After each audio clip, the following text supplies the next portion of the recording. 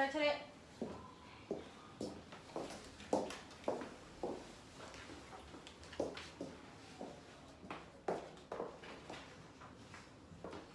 어디 할 차례야?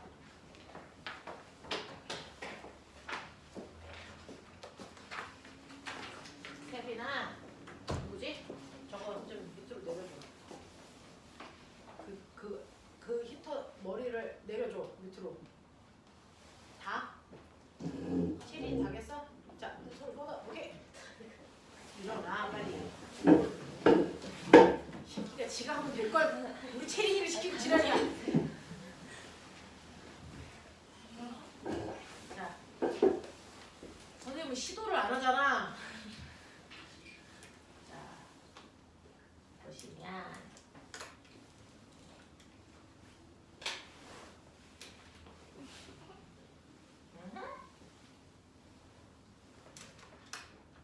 예선은 방과 후 수업을 뭘 하는데 그렇게 열심히 방과 후를 가냐? 너 댄스 배우지 새끼야. 아니요. 저 새끼 저거 댄스야 저거.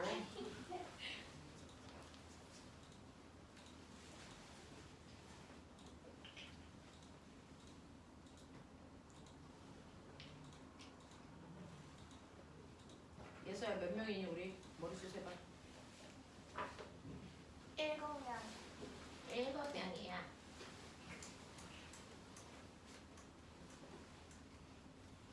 여섯인데 7으로 센 거 아니야? 귀신 된 거 아니야? 확실해? 자, 해보자. 드디어 특강 교재를 특강 시간에 배우는군요. 너 숙제 이 개무식기. 앞쪽은 그쵸 정하고 있죠. 자, 몇 페이지 할 차례야? 숙제 어디까지였어? 나 아는데 물어봤는데 너네 대답 뭐? 몇 페이지? 자꾸 수화로 할래? 몇 페이지야? 32페이지. 32페이지까지였어? 네, 우리 좀 보자. 32페이지까지 맞아요. 숙제 감사 알죠? 32페이지까지. 야, 뒤질래? 어? 너네 오늘 숙제 안 하는 사람들 다음 주에 다 의무자세. 네. 좋겠다. 이거 많이 좋은데. 죽는다 진짜. 넘겨. 32까지.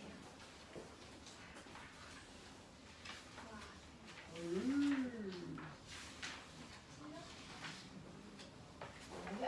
오케이. 잘했다. 예서 빨리 풀어. 네.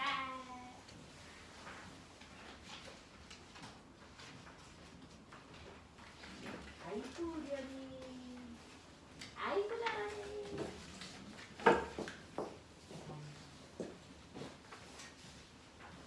학부모 상담 들어간다네. 어?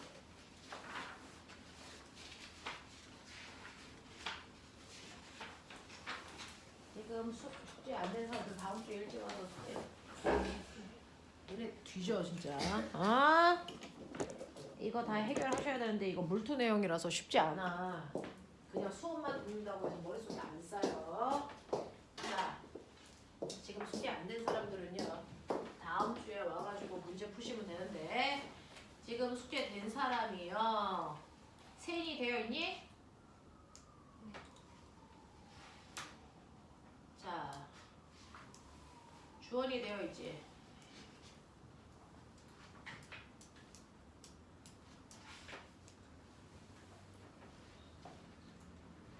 서율이 되어 있는 거니? 자, 이렇게 숙제 되어 있는 사람 세 사람을 뺀 나머지 사람들은 다음 주에 와서 요거 문제 다 푸십시오. 자, 책을 좀 펴시면요. 자, 오늘은 그 다음 내용이겠죠? 자, 근데 이거 질문은요. 선생님이 다음 주에 문제 다 풀고 나서 한꺼번에 질문 받을 수 있게끔 할 테니까. 근데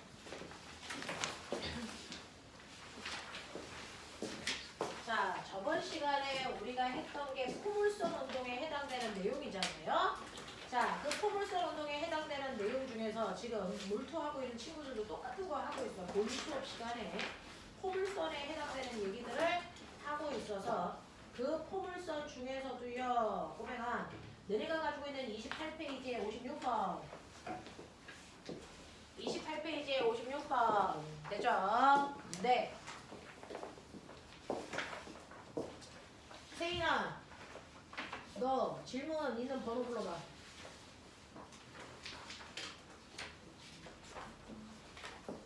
그거 문제 몇몇 개만 보여주고 그리고 오늘 지도 나갈게요. 몇 페이지? 몇 번? 21페이지 38번 또 56번 또 63번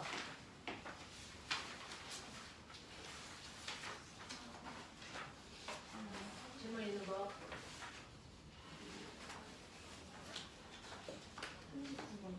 39번 몇 페이지?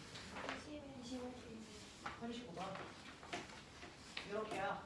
요거 몇 문제만 같이 풀어보고요. 그리고 선생님이랑 오늘 진도 나가도록 할게요. 21페이지 38, 39 요거 볼게요. 자, 바람이 없는 날 10의 속력으로 달리는 자동차를 보니 달리는 자동차를 보니 비가 연집으로 60도의 각도로 내리는 것처럼 보였다라고 하는 겁니다. 이때 비가 떨어지는 속력이 얼마입니까? 라고 하는 이 문제 뭘로 풀어? 상대 속도로 풀어. 그렇지? 자, 상대 속도는 주관적으로 내가 움직임에 따라서 상대방의 속도가 다르게 느껴지는 속도야. 그래서 여러분들이 알고 있는 내가 느낀 상대방의 속도는요. 상대방의 속도에서 관찰자인 나의 속도를 빼는 거야 라고 얘기를 했고요. 이건 속도가 안 돼. 속력 안 돼. 이랬거든요. 그러니까 여기서는 뭐라 그랬냐면 내가 관찰한 빗방울의 속도 이렇게 얘기했어요. 맞아. 그러니까 실제로는 빗방울의 속도에서 관찰자인 나의 속도 빼면 돼. 이 얘기거든요. 사실은 빗방울은 똑바로 내릴 겁니다. 이 속도가 얼마인지 구하라 그랬으니까 난 몰라요. 근데 나는요 왼쪽으로 가고 있어요 라고 생각해보자. 이게 나의 속도야. 자, 얼마의 빠르기로 가냐면 10의 빠르기로 가고 있다는 얘기죠. 됐죠? 자, 그랬을 때 내가 본 빗방울의 속도는요, 빗방울의 속도는 그대로 놔두고 나의 속도 방향을 정반대로 바꿔서 더해야 된다라는 거죠. 그래서 빗방울의 속도는 그대로 놔두고 관찰자인 나의 속도의 방향을 반대로 바꿔서 합성하면 돼. 이 뜻이잖아요. 그러면 나의 속도 방향을 정반대로 바꾸니까 나는 왼쪽이 아니고 오른쪽으로 가는 것처럼 느껴야 된다는 얘기죠. 그래서 나의 속도 방향을 정반대로 바꿔서 10 이렇게 만들어 놓으면 이게 나의 속도예요. 나의 속도.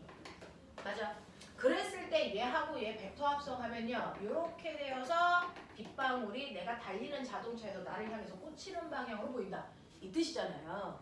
그랬을 때 연직선으로부터 이 각도가 몇 도로 보이냐면 60도가 나타났어. 이 얘기입니다. 이대. 자, 그랬을 때 여러분들이 아시는 것처럼 요 자체가 작은 직각삼각형 피타를 만드네. 요 속도가 10이네. 이거잖아요.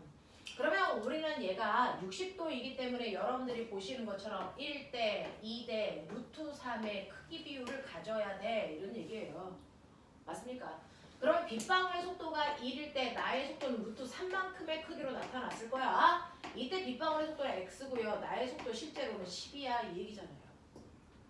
이해돼? 그러니까 여러분들이 보시는 것처럼 실제 빗방울의 속도는 얼마입니까? 루트 3분의 10의 빠르기로 빗방울이 내리고 있네. 이게 되는 거예요. 하겠어? 요 얘기입니다. 그래서 우리가 각도를 보면 빗방울의 속도를 예측할 수 있다. 이거 자소서로 쓰는 친구들도 많다. 그랬어요. 그렇죠? 여러분들이 더 빨리 가면 어떻게 된다? 빗방울은 그대로 그 속도로 내리는데 내가 더 빨리 가면 나의 속도가 더 커지는 거잖아요. 빗방울 속도 그대로인데 그러면 벡터 합성을 하면 이 각도가 어떻게 나타날까요? 이 각도가 더 커지게 나타난다. 이 각도가. 그래서 각도의 크기를 알면 되죠. 빗방울의 속도도 알 수 있다라고 하는 것도 여러분들이 보시면 되겠죠. 자, 그래서 이런 식으로 문제 푸는 게 38번 유형이었고요. 그 다음에 39번 보시면 동쪽으로 10의 속력으로 배가 5초 동안 북쪽으로 10으로 바뀌었다. 맨 처음에 동쪽으로 가고 있던 배가 있었는데 3초 지나니까 얘가 어디로 가냐면 북쪽 방향으로 간다 이 얘기예요. 자, 이거 그릴 때요. 자, 방향의 작용점을 똑바로 맞춰주고 그리셔야 돼요. 그래야 벡터 합성할 수 있어요. 됐죠? 네. 그래서 이렇게 가던 애가 3초 후에 이렇게 가는 형태야. 여기까지 오는데 3초 걸렸어. 그랬을 때요. 얘 뭐 구하는 거예요? 내 속도 변화라고 하는 거 구하라는 거잖아요. 자, 그랬을 때 속도 변화는요. 여러분들이 보시는 처음 속도가 이거, 나중 속도가 이거. 그러면 우리가 속도 변화라는 것도요. 나중 속도에서 처음 속도 빼면 돼. 기억나니? 이거잖아요. 그러니까 나중 속도에서 여러분들이 보시는 것처럼 처음 속도의 방향을 정반대로 바꿔서 벡터 합성하면 돼. 이 얘기잖아요. 그러니 나중 속도는 놔두시고 처음 속도 방향을 정반대로 바꿔. 그러면 정반대로 바꾸면 얘가 이렇게 되겠죠. 그래서 이거 벡터 합성하시면 속도가 이 방향으로 바뀐 것처럼 보여요 라고 하는 거죠. 어느 방향입니까? 북서쪽 방향으로 바뀐 거죠. 됐어요. 그래서 속도 변화가 북서쪽으로 일어나는 거고요. 여기에서 요 크기는 10이었고요. 얘 크기가 얼마냐? 6쪽. 이것도 10. 됐어? 그러면 얘가 얼마? 10루트 2의 빠르기로 바뀐 것처럼 보여요. 이 얘기입니다. 그래서 속도 변화는 북서쪽 방향으로 10루트 3만큼의 변화를 갖는 건데요. 그랬을 때 평균가속도가 뭐니? 라고 했는데 평균가속도에서 우리가 늘 쓰는 게 평균이기 때문에 이 단어를 늘 생략하고 얘기했었어. 그러니까 여러분들 그냥 가속도 구의 얘기인데 가속도는 시간분의 속도 변화량이잖아요. 시간은요 3초 걸렸다 그랬고 속도 변화가 10루트 2라 그랬기 때문에 이 자체가 가속도입니다. 알겠어? 네, 시간분의 속도 변화량 5초라고 그랬어요. 5초 걸렸다 그랬어요. 그럼 계산하시면 얼마입니까? 2루트 2m/s 제곱이 가속도겠죠. 알겠어? 네, 이런 식으로 하시면 돼요. 그러니까 속도 변화량도 속도기 때문에 상대 속도 구한 것처럼 벡터 합성하시면 되는데 두 개를 자극점을 맞춰놓고 그려서 그래서 방향 바꿔야 되는 거 바꿔놓고 그 다음에 여기 벡터 합성하시면 된다. 이게 변화량이다 라고 하는 겁니다. 그래서 38, 39는 둘 다 상대 속도와 관련된 내용이었고요. 56번으로 갑시다. 자, 56번이요. 몇 페이지입니까? 자, 28페이지네요. 28페이지에 있는 56번 보시면요. 56번은요. 아래 그림과 같이 어떤 물체를 수평면으로부터 10의 빠르기로 던졌더니 포물선 그리면서 낙하한 겁니다. 자, 이 문제 푸는 요령을 할게요. 지금 물투 푸는 아이들이 다 이거 설명하고 있는 중이에요. 여러분들이 보시는 것처럼요. 건물 위에서 물체를 던진다. 그러면 수평으로 물체를 던지면 수평으로는 내 손을 떠나고부터는 아무 힘도 안 받으니까 등속도로 가고 있다. 등속도로 가고 있다.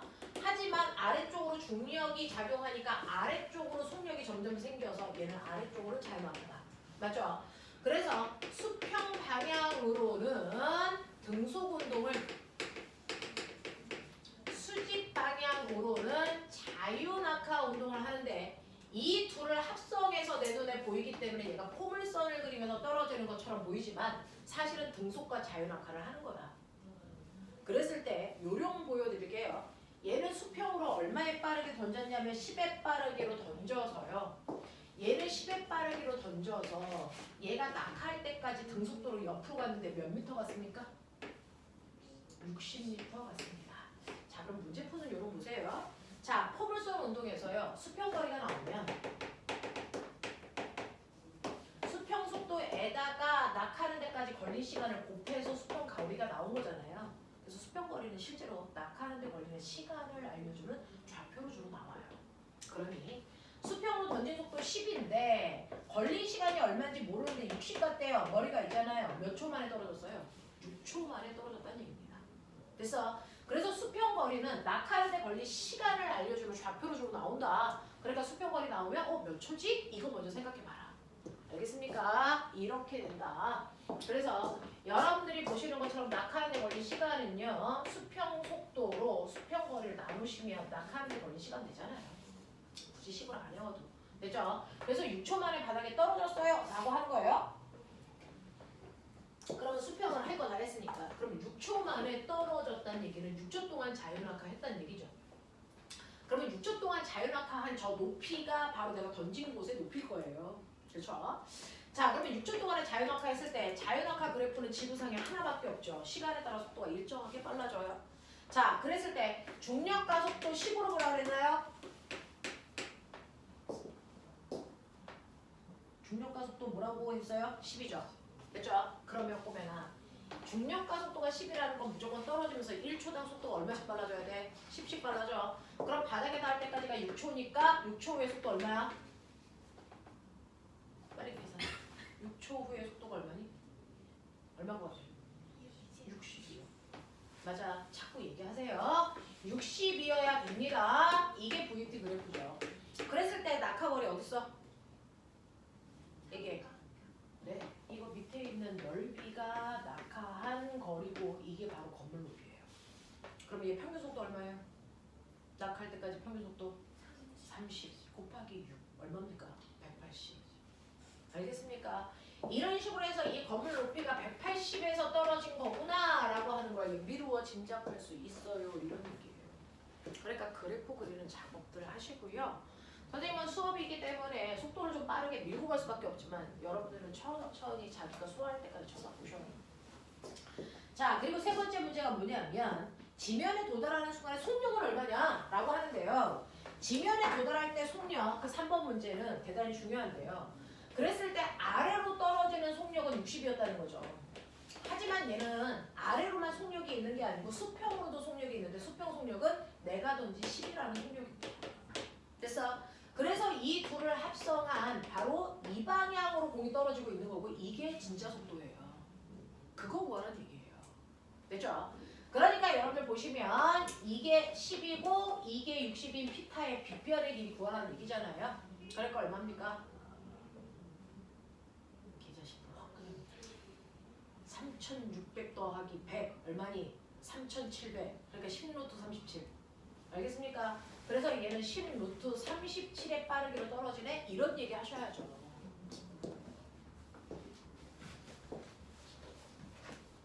아, 포물선 문제예요. 여러분들이 100개 문제를 풀던 1000개 문제를 풀던 상관없습니다. 딱 요거 3개 물어봐요. 수평거리, 수직거리, 그리고 낙하할 때의 속도. 알겠습니까? 이런 거 물어보니까 정확하게 요거 3개 잘 풀 수 있게끔 하자라는 거고요. 우리 책은요. 여러분들이 1000개를 풀어야만 이해할 수 있는데 1000개 문제를 다 담을 수는 없잖아요. 그러니까 유형별로 하나씩밖에 없단 말이죠. 그러니까 틀린 문제 계속 뺑글뺑글 돌리셔야 돼요. 알겠어? 1000번 돌리셔야 됩니다. 자, 그 다음에 여러분들 63번 보시면요. 넘어가. 숙제를 해왔어야 될 거 아니야! 개놈의 새끼다. 자, 수평면과 세타의 각도로 V의 속도로 던진 물체. 이제 반쪽짜리 포물선이 아니고 완벽한 포물선이에요. 그래서 수평 방향으로 세타의 각도로 물체를 던집니다. 그랬더니 이 물체가 최고점의 높이 h, 수평 방향으로의 거리가 r일 때 h는 탄젠트 세타 값이 입니다. 여기서 k 값을 구하세요. 뭐 이런 얘기가 나오는데요.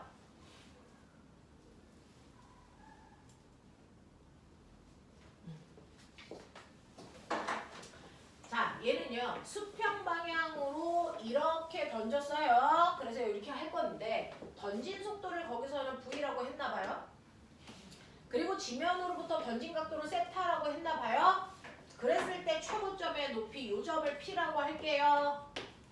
자, P점까지 왔을 때 요 최고점의 높이 H와 이 최고점까지 간 수평거리 요거 R값 구하라는 얘기인가 봐요. 여기까지가 알겠어? 요런 뉘앙스인 것 같아요. 됐죠? 네.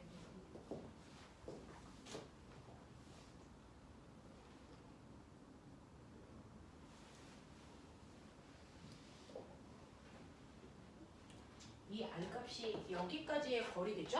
이거 아니겠죠? 정확하게 잘 표현이 안 되는 것 같아서. 자, 이런 느낌으로 가볼게요. 네, 이거일 수도 있는데 자, 네. 요거로 우리는 읽히는 것 같아요. 넌 뭘로 읽었냐? 전체로 봤냐? 전체로 봤냐? 전체로 봤어, 너네는? 아니야? 이걸로 봤어? 그래서 문제 지문이 좀 이상하네. 수평면의 세타의 각도로 V의 속도로 던졌을 때 물체가 도달한 최고점의 높이를 라지 h, 수평 도달 거리를 라지 r이라고 할 때 만약에 요걸 여기까지만 구했는데 답안지의 2배다 그러면 요거구나 이렇게 생각해 보도록 하죠. 어쩔 수 없어요. 무슨 말인지 모르겠어요. 자, 그랬을 때 최고점의 높이 하고요. 최고점까지 가는 수평거리 R을 한번 구해봐 드릴게요. 자, 그럼 비스듬히 던졌어. 본능적으로 하고 싶은 거. 비스듬히 던진 속도를 우리는 수평 속도와 수직 속도로 분해해서 보자. 이 얘기입니다. 자, 수평 속도는 얼마냐면 불러! 수평 속도 얼마니? 수평 속도와 수직 속도를 찢었을 때 평행사변형을 그렸을 때 얘가 대각선이 내가 던진 실제 속도 V가 되게끔 하는 거죠? 그랬을 때 평행사변형이니까 이게 수평 속도면 이게 수직 속도고요. 이게 직각삼각형 피타인 거 인정? 맞아. 그랬을 때 세타 각이 여기 있으니까 각도 옆에 있는 변의 길이는 사인이 코사인이? 코사인이죠. 그래서 얘는 V 코사인 세타만큼이 수평 속도야. 자, 수직 속도는 얼마니? 수직 속도는 V 사인 세타만큼이 수직 속도야. 이런 얘기야. 자, 수평 거리를 요만큼을 수평 거리를 본다면 반쪽을 본다면 얘는 언제까지 여기까지 날아가요? 최고점에 도달할 때까지. 됐어. 그 최고점에 도달할 때까지 걸린 시간을 t라고 하면요. 얘는 여기다가 t를 곱하면 우리가 원하는 r 값이 나와. 맞아? 왜? 수평은 등속이니까. 맞죠? 자, 수직은요. 똑바로 올라갑니다. 언제까지 올라가요? 말해봐. 언제까지 올라가? 수직 속도가 0될 때까지. 예를 들어서 내가 수직으로 던진 속도가 20이다. 몇 초 동안 올라간다는 얘기야? 그거 어떻게 계산한 거야? 수직 속도를 중력과 속도로 나누시면 최고점에 올라갈 때까지 걸린 시간이 나온 거잖아요. 네 머릿속으로 한 걸 식으로 쓴 거예요. 그래서 수직 속도가 20이면 중력과 속도가 10이니까 2초 동안 올라가요. 우리 그거 하고 있어요. 습관적으로. 그걸 예쁘게 식 쓰면 이거예요. 그러니까 이걸 중력과 속도로 나누시면 이게 최고점까지 올라갈 때 걸리는 시간 t의 정체입니다. 맞아. 이렇게 가란 얘기야. 이렇게 가란 얘기야. 자, 그래서 여러분들 수평으로 간 거리 R은요. 되죠? 네. 수평 속도 요거에다가 걸린 시간 요거를 곱하시면 되니까 얘는 G, V 제곱 사인 세타, 코사인 세타가 옆으로 간 거리인데 답안지에 뭐라고 되었냐? 이거냐 이거의 2배냐?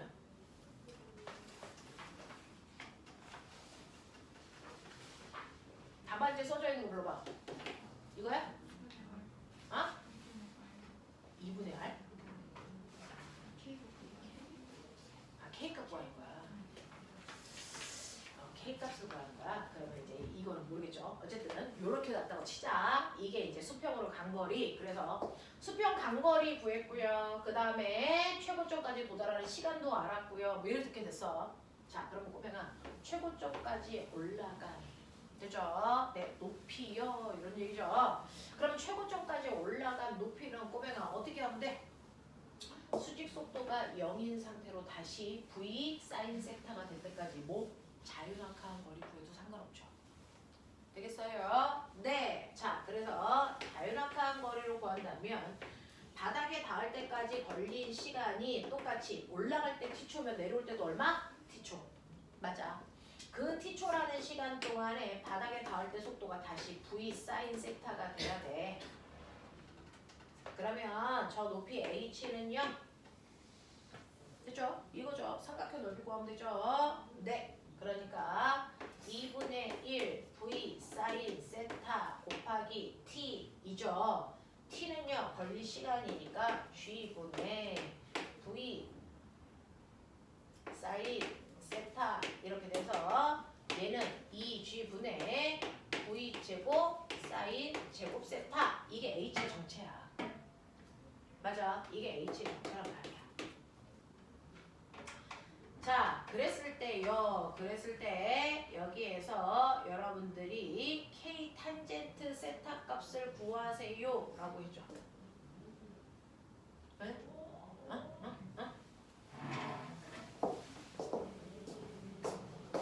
뭐 구하는 거죠? 자, H는 K 탄젠트 세타로 바꾸겠대요.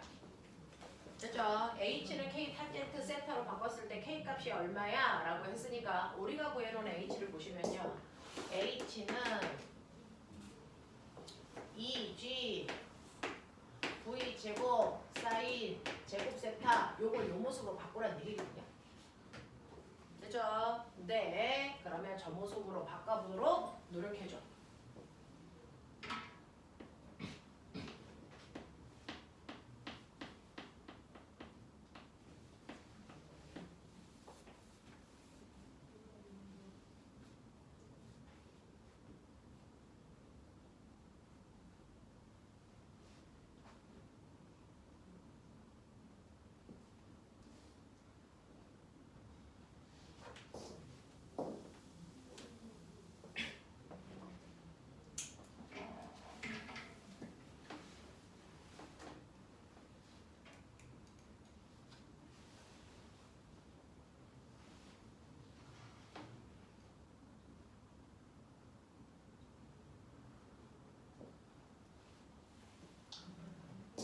요 모습을 여기다가 만들려면 어떻게 하면 돼요?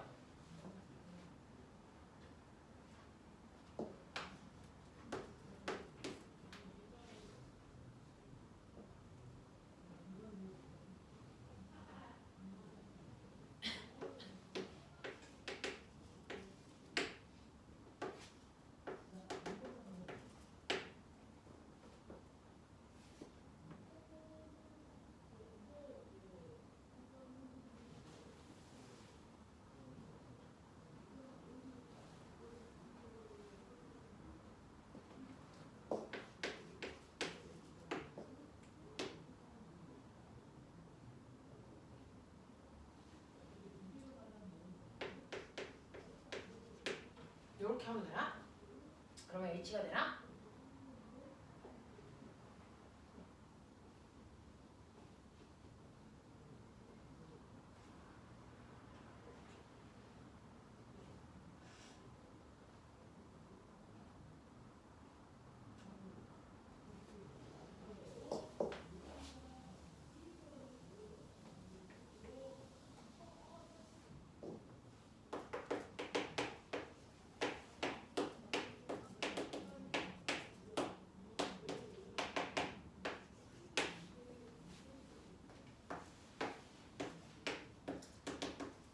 원래 이거지. 원래 이거지. 근데 원래 이 모양에서 저거 H로 탄젠트 나오게 할 수 있는 방법. 여기 코사인도 있었냐? 이거 있었어?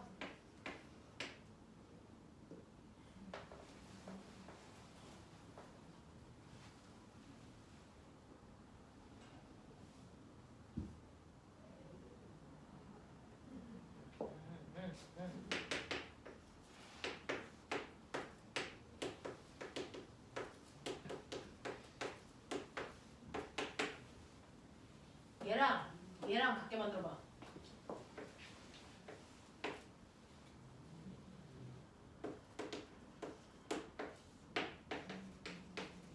맞아? 여기에다가 요거 곱하면 이 모습이 되는 거 맞냐? 근데 이게 누구야? R. 이죠? 이거는 요게 뭐냐? 탄젠트 세타. 그래서 요거를요 2분의 1 R 탄젠트 세타로 바꾸시면 될 것 같아요. 그러면 라지 H예요. 됐어? 네. 그래서 탄젠트 세타는 있으니까 저 앞에 K 상수값의 의미가 요거네요. 2분의 1 R. 맞아요? 네. 근데 그렇게 되어 있어요 답안지에? 혹시 그냥 R 되어 있어요? 2분의 R 되어 있어요? 그렇죠. 그러면 꼬맹아 우리가 본 R의 위치 여기까지가 맞습니다. 이렇게 놓고 계산하는 게 맞아요. 됐죠? 네, 이런 식으로. 됐냐?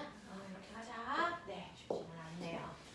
자, 그래서 오늘 네 번째 풀어봐 드렸어요. 이 정도는 여러분들이 좀 알고 가시면 좋을 것 같아서 됐죠? 문제를 대충 풀어 오시면요. 여러분들 질문이요. 그렇게 막 수만 가지 아니에요. 어떤 사람이 질문하는 그것들이 아마 보편적 질문일 것 같아서 오늘 세인이 질문을 한번 확인해 봤어요. 숙제 안 한 사람도 많아서. 이 정도 오늘 해드릴게요. 나머지 문제 다음 시간 있을 때 다 해보시고 그때 확인할 수 있도록 하게. 자, 그래서 포물선에 해당되는 내용들 이런 거 있었구나. 우리가 이거 배웠구나. 네, 머릿속에 넣으시면 되고 오늘 하셔야 되는 거 힘과 운동의 법칙이라고 하는 운동 법칙이에요. 운동 법칙은요. 여러분들이 지금 막 물리 원에서 했던 뉴턴의 운동 법칙 그 얘기입니다. 뉴턴의 운동 법칙 몇 가지? 세 개! 말해. 완성 법칙, 가속도 법칙, 작용 반작용의 법칙이 됐어. 물투에 또 나온다는 얘기입니다. 그러니까 물리 원하고 물투는요. 목차가 똑같아요. 그래서 그거를 얼마나 조금 더 복잡하게 보느냐 이건데요. 그 중에서 꼬맹아 우리 요것 좀 하자. 이 앞에 그냥 운동 법칙이 아니고 뭐라고 써 있어? 힘과 운동 법칙 이렇게 되어 있네요. 여러분들은요 물투 수준을 살짝 넘읍시다. 요 부분은 대학교 2학년 과정입니다. 그럼 우리가 일반 물리라고 합니다. 대학 과정을. 그래서 대학 과정에 해당되는 내용이 살짝 들어가 있습니다. 왜냐하면 자소서를 써야 되기 때문에 실제 생활과 관련된 현상들을 배우셔야 되는데 실제 생활에 대한 얘기는 물투에도 잘 없어요. 그래서 일반 물리에 있는 내용을 살짝 선생님이랑 같이 해보도록 하죠. 자, 그러면서 이 일반 물리의 근간은 뭐다? 중1이다. 중1 때 힘 배웠어요. 맞습니까? 네, 그 얘기죠. 자, 여러분들은 여기다 포커스 놓으면 돼요. 어차피 요거는 물리 원 시간에 배웠기 때문에 요거를 여기다가 이제 녹이시면 되는 거라서 운동 법칙은 새로 배울 필요가 없고 힘만 조금 더 정리를 해보시면 좋을 것 같은데 여러분들 중학교 1학년 교과서에 힘이 뭐라고 정리되어 있다? 힘이란 됐죠? 힘이란 물체, 모양 또는 블럭 힘이란 물체의 모양 또는 자, 뭐 운동 상태를 뭐 시키는? 그렇지. 변화시키는 뭐다? 능력이다. 힘 주면요. 그 힘을 받은 물체는 힘 때문에 모양이 바뀌어요. 두부 힘 주니까 찌그러지죠. 모양이 바뀌었잖아요. 그 힘 때문이에요. 그래서 네. 그리고 운동 상태라는 건 뭡니까? 그 유명한 빠방. 알겠습니까? 이 빠르기나 방향이 바뀌었다면 반드시 힘 줬다는 겁니다. 그래서 눈에 보이지 않는 힘을 줬냐 안 줬냐 그건 결과 보면 된다는 거죠. 모양이 바뀌었어, 빠르기가 바뀌었어, 방향이 바뀌었어. 셋 중에 뭐라도 바뀌면 얘는 힘 받고 있는 거고요. 자, 힘 주고 있냐 안 주고 있냐? 안 주고 있어 이 새끼야. 빨리 봐. 얘 바뀐 거 있어 없어? 없죠. 안 주고 있는 거야. 이렇게 과학서 판단해요. 네가 아무리 여기서 막 팔이 막 끌려. 그래도 얘는 힘 안 받는 거야. 왜? 변한 게 없으니까. 알겠어? 물리는 극단적입니다. 결론만 봅니다. 그래서 네가 힘을 주려고 노력했냐 안 했냐 이거 과정이 필요 없어. 너네가 공부를 열심히 했는데 과거 떨어졌어. 안 열심히 한 거야. 이런 것처럼. 됐어? 극단적이야. 결과론적으로 보면. 됐죠? 얘가 내가 밀었을 때 뭔가 변한 게 있어야 내가 힘을 줬다라고 인정받는 거야. 무슨 말인지 알겠죠? 근데 얘는 힘을 안 받는 거예요. 변한 게 없거든요. 알겠어? 이런 식으로요. 힘은 힘을 받은 물체를 봐라. 날 보지 말고 물체를 봐라. 이 얘기예요.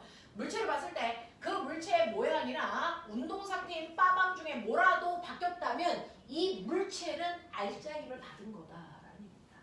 자, 우리가 얘기하는 이 힘은 그냥 힘이 아니고 물체가 받은 모든 힘의 합력 알짜 힘을 얘기하고 있어요. 알짜 힘.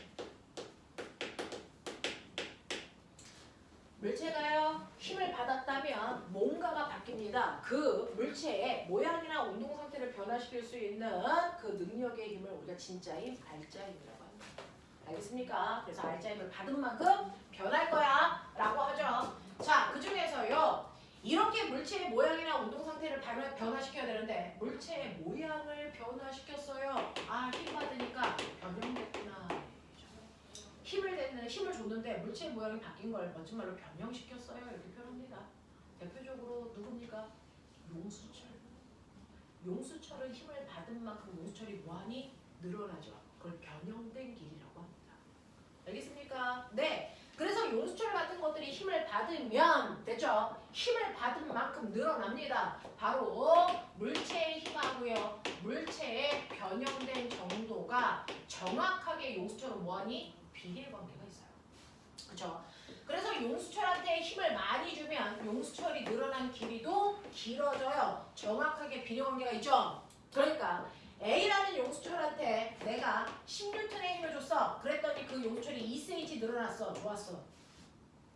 근데 용수철은 무조건 힘하고 변형된 길이가 비례하는 관계가 있거든요. 근데 그 용수철에다가 어떤 이름모를 I를 매달았더니 이 새끼 때문에 용수철이 4cm가 늘어나더라고. 그럼 여기에 매달아 놓은 물체의 무게가 얼마냐? 얼마냐? 20N이죠. 늘어난 길이가 2배가 됐기 때문에 용수철이 받은 힘도 2배 정확하게 큰 힘을 받았을 거야. 그래서 용수철이라고 하는 걸 이용해서 우리가 뭔가를 측정하는 저울을 만듭니다. 그걸 용수철 저울이라고 부른 거예요. 됐죠? 용수철 저울은 뭐 재는 저울이에요?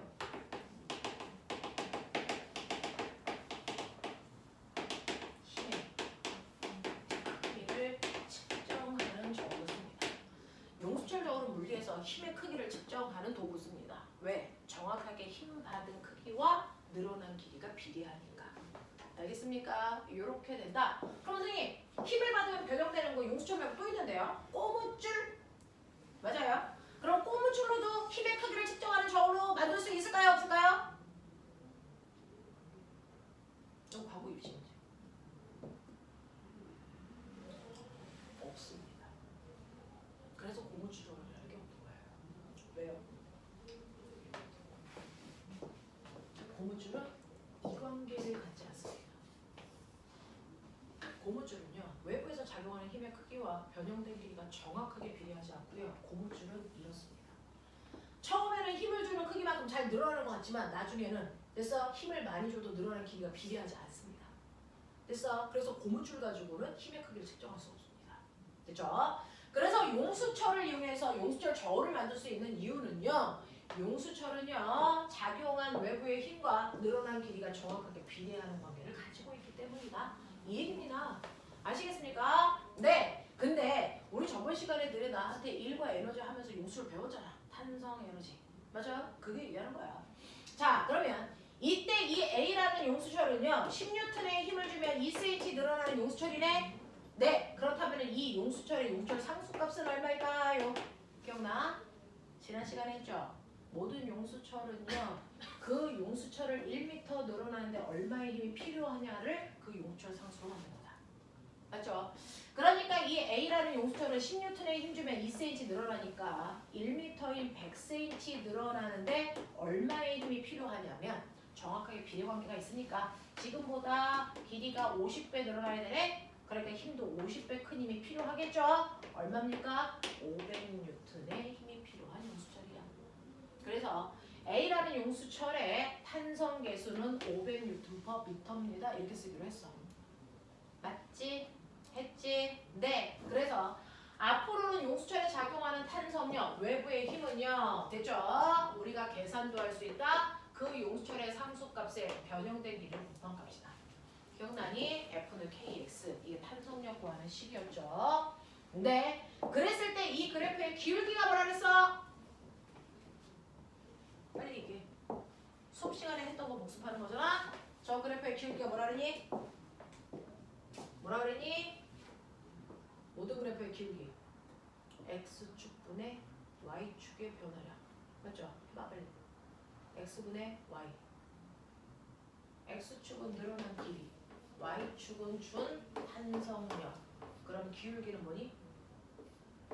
용수철 상수. 알겠습니까? 그래서 이 그래프의 기울기가 바로 우리가 구한 K값 용수철 상수값을 얘기한다. 알겠죠? 네. 그러면 이 그래프에 있는 민넓이가 뭐라 할까? 왜 빨리? 이 그래프의 민넓이가 뭘까요? 뭐야? 네. 용수철한테 준 힘, 면적은 무조건 X축과 Y축의 곱이 면적 속에 숨어 있다 그랬어요. 자, X축은 변형된 거리고요. Y축은 그 거리를 이동시키기 위해서 필요한 힘이었죠. 힘 곱하기 거리니까 뭡니까? 용수철이 받은 1입니다. 됐어? 그러면 용수철이 2를 받은 만큼 뭐가 생긴다고요? 에너지. 그래서 이 그래프 밑에 있는 이 넓이가 바로 용수철이 받은 탄성 에너지다. 됐지? 그래서 용수철이 받은 탄성 에너지 구하는 식 뭐냐? 불러. 저변 촉구하는 식 불러. 멍 때리지 말고 뭐야? 2분의 1 불러. kx 제곱이요. 됐죠? 그래서 탄성력 구하는 식은 kx, 탄성 에너지 구하는 식이 2분의 1 kx 제곱. 알겠냐? 여기까지 끌고 갔었습니다. 네. 그래서 이런 식으로 힘을 주면요. 네, 힘을 준 만큼 물체가 변형됩니다. 근데 정확하게 용수철은 외부에서 준 힘과 변형된 게 비례하는 관계가 있기 때문에 이걸 이용해서 변형된 길이로 힘의 크기를 측정하는 저울을 만듭니다. 그치? 네. 그랬을 때 외부에서 작용하는 힘인 탄성력과 변형된 길이 사이에 정확하게 비례 관계가 있기 때문에 이 그래프의 기울기를 올라타내고 뭐? 용수철 상수를 나타내고 그 밑에 있는 면적이 바로 뭘 나타낸다? 용수철의 탄성 에너지 나타낸다. 그 탄성 에너지 구하는 식이 2분의 1 kx 제곱이다. 알겠습니까? 이렇게 됩니다. 그러니까 힘이라는 건 물체의 모양이나 운동 상태를 변화시킬 수 있는 능력, 그 능력을 이용한 도구들. 알겠지? 그 중에 하나가 용수철 저울. 자, 그러면 이런 식으로 외부에 힘을 줬을 때요, 물체의 모양이 바뀌는 변형이라는 것도 일어나지만 빠르기나 방향도 바뀌더라. 그쵸? 힘 때문에. 자, 그 중에서 운동 상태가 바뀌는 경우도 있는데 운동 상태는 빠방이라 그랬어. 힘 주면 빠방 바뀌어. 근데 상상해. 오른쪽으로 2의 빠르기로 가고 있는 A 2kg짜리 물체 있어. 알짜 힘을 주면 변하는데요. 그 중에서 첫 번째, 빠르기만 바뀌게 하는 방법. 어떻게 하라 그랬어? 빠르기만 바뀌려면 어떻게 하라 그랬어? 어떻게 하라 그랬어? 힘을 줘야죠. 어떻게 줘야 돼? 안 들려! 어떻게 힘 줘? 운동 방향과. 네. 운동 방향과 같은 방향으로 힘을 주면 빠르기만 빨라집니다. 네. 운동 방향과 반대 방향으로 힘을 주면 빠르기만 느려집니다. 그죠? 그걸 이용한 게 바로 뭡니까? 자유낙하 운동. 얘는 물체가 운동하는 방향으로 뭐 받아요? 중력이라는 힘 받아요. 그래서 빨라진 겁니다. 연직상반 운동. 물체가 운동하는 방향과 반대 방향으로 중력이라는 힘 받아요. 그래서 빠르기만 느려진 거죠. 알겠습니까? 네. 두 번째, 방향만 바뀌게 할 수도 있다 그랬어. 말해. 이거 방향 바뀌게 할 수 있어. 뭐? 운동 방향과 무슨 방향? 수직한 방향으로 힘주면 된다 그랬죠. 그게 대표적으로 등성 원운동이라고 했고요. 맞죠? 네. 세 번째, 빠르기와 방향을 한꺼번에 다 바뀌게 할 수 있는 포물선 운동. 이거 힘 어떻게 주면 돼? 물체의 운동 방향과 비스듬한 방향으로 힘주면 한꺼번에 다 바뀌게 할 수도 있어. 그게 포물선 운동이야 라고 얘기했거든요. 어쨌든 여러분이 빠방을 바뀌게 하기 위해서는 알짜 힘 줘야 되고 그 알짜 힘의 방향과 운동 방향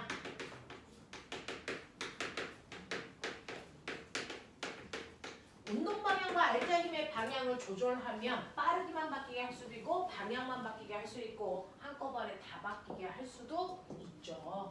자, 그래서 바뀌었다면 알짜 힘 받은 거고요. 안 바뀌었다면 알짜 힘 안 받은 거고요. 그 변했는데 이 중 뭐를 변했는지를 보면 힘이 어떤 방향으로 작용하고 있는지도 예측할 수 있고요. 됐죠? 이런 거예요. 그러면 힘을 주면 모양만 바뀔 수도 있고 빠르기만 바뀔 수도 있고 방향만 바뀔 수도 있고 뭐 이러잖아요?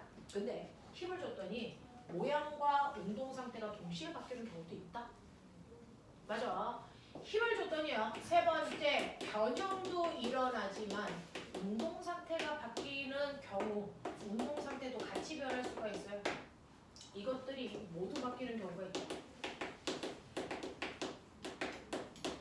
뭐가 했다 그랬어요?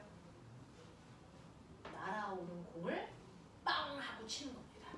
됐어? 네.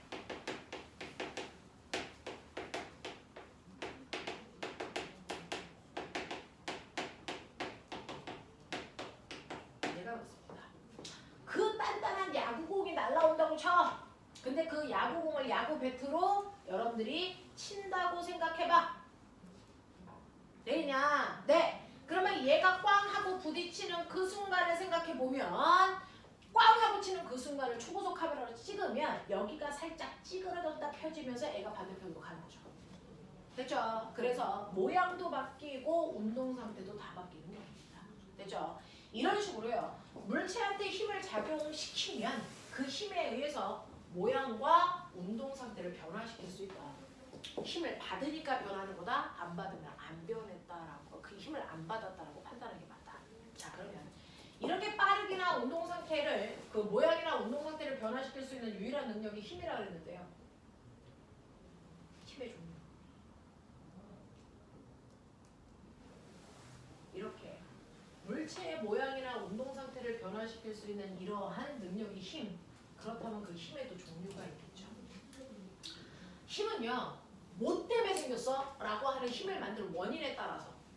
됐죠? 네. 만유인력 때문에 생겼니? 중력.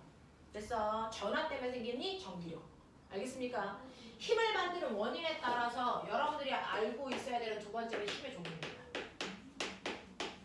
힘의 종류 원인에 따라 6가지가 있다. 말해봐. 힘의 종류 중학교 1학년 때 배운 거 하는 건데 힘 중에 아는 거 다 얘기해봐. 중력. 아, 한 개구나.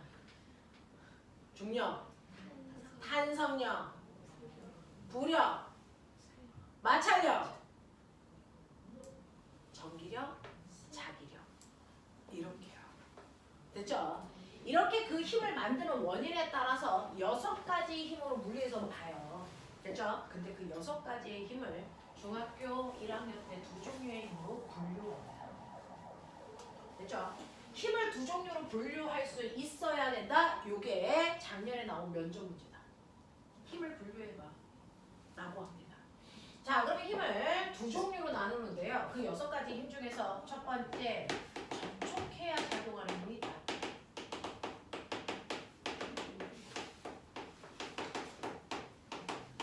접촉할 때만 작용하는 힘이 있어. 됐어? 떨어져 있으면 작용하지 않아. 이런 힘이 있다면 거꾸로 두 번째는 접촉하지 않아도 작용하는 힘이야.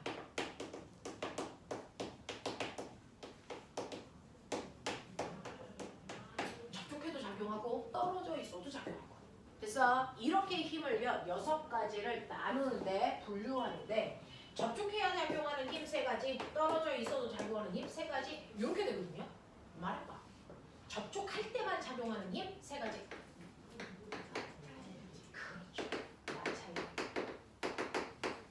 물체가 바닥이랑 접촉되어 있어야만 마찰이 작용하죠. 근데 또요.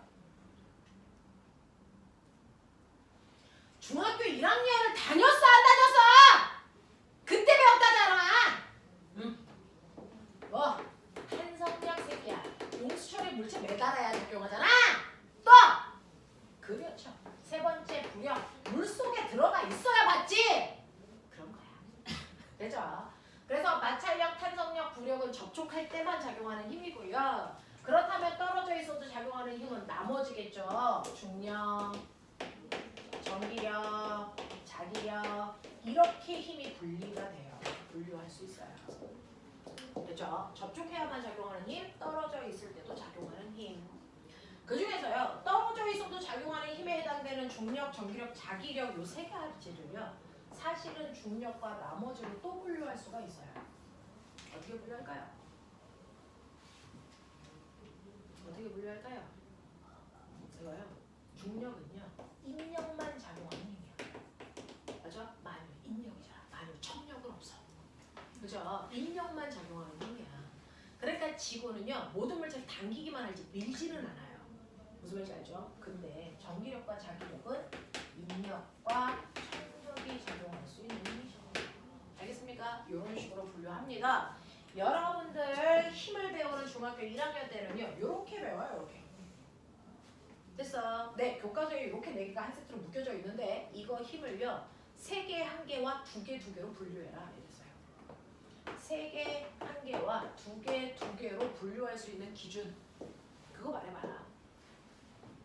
작년 면접 문제였어요. 3개 하나로 분류하는 기준은 뭡니까? 접촉해야 작용하는 힘과 떨어져 있어도 작용하는 힘으로 3개와 하나로 분류하죠. 됐죠? 이거 3개, 요거 하나. 알겠니? 또요. 이제 여기까지는 선배들은 다 얘기했어요. 문제는 얘입니다. 문제는 얘입니다. 뭘 것 같습니까? 이걸 여러분들은 저번 주에 나한테 배웠지. 병신. 진짜 이 새끼들아. 보자. 역학적 에너지를 보존시키는 보존력과 역학적 에너지를 보존시키지 못하는 비보존력으로 나오죠. 자, 기억해. 역학적 에너지를 보존시키는 힘 3개 배웠어. 말해. 중력,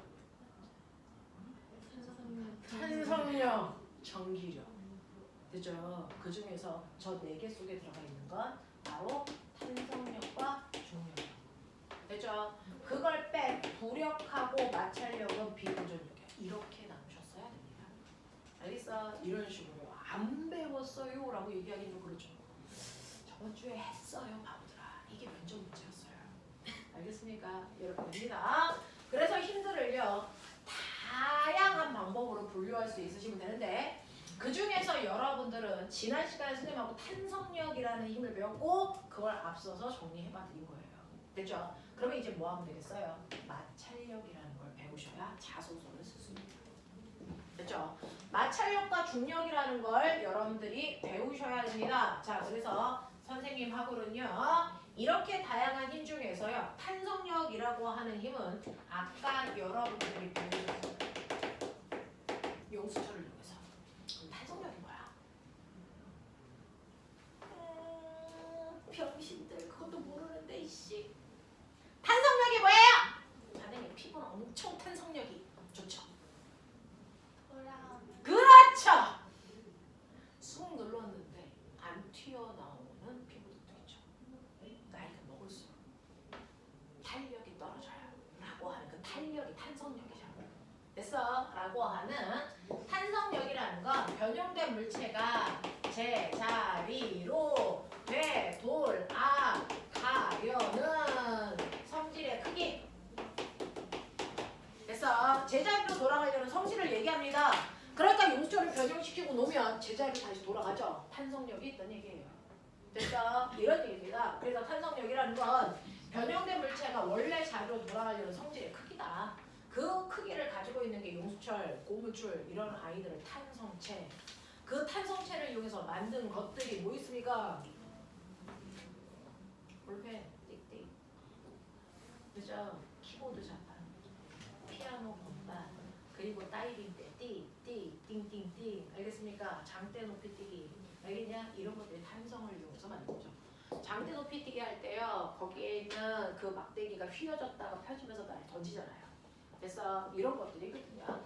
자, 그래서 그 탄성력은요. 여러분들이 반드시 용수철의 탄성력 그래프 외우셔야 됩니다. 비례관계가 있고 이때 그래프의 기울기가 탄성 계수고 밑에 있는 넓이가 탄성 에너지 2분의 1 kx 제곱이라는 거 머릿속에 가지고 계셔야 돼요. 그죠? 알고 계셔야 된다. 그래서 여러분들 탄성 에너지 구하는 식, 탄성력 구하는 식 구분해. 그죠? 이런 식으로 머릿속에 넣으시면 된다. 자, 고무줄은 힘의 크기를 측정할 수 없다. 라고 하는 거. 자, 그러면 여기까지가 정리가 되어 있으면 접촉해야만 작용하는 힘 중에서 두 번째로 유명하게 마찰력. 우리 선생님하고 요번에 물리 실험할 건데 이해할 겁니다. 그렇죠? 이해할 겁니다. 마찰력 구하는 거. 자, 마찰이라고 하는 것도 뜻도 얘기해봐요. 탄성의 뜻은 제자리로 돌아가려는 성질인데 마찰은 뭡니까? 맨날 마찰이라는 얘기 그렇게 많이 하면서 이 새끼들이 마찰력은요 물체의 운동을 방해하는 원이 성질. 방해하는 성질을 우리가 마찰이라고 하고요. 그 성질의 크기를 마찰력이라고 하겠죠. 자, 그러면 마찰이라는 건 물체의 운동을 방해해야 돼. 그러면 이 마찰력은 물체의 운동 방향과 어느 방향으로 작용하니? 반대 방향으로 작용해. 무조건이야. 알겠습니까? 네. 이렇게 마찰력이라는 게 있는데 중학교 1학년 때 배웠어요. 마찰력의 크기를 결정하는 거.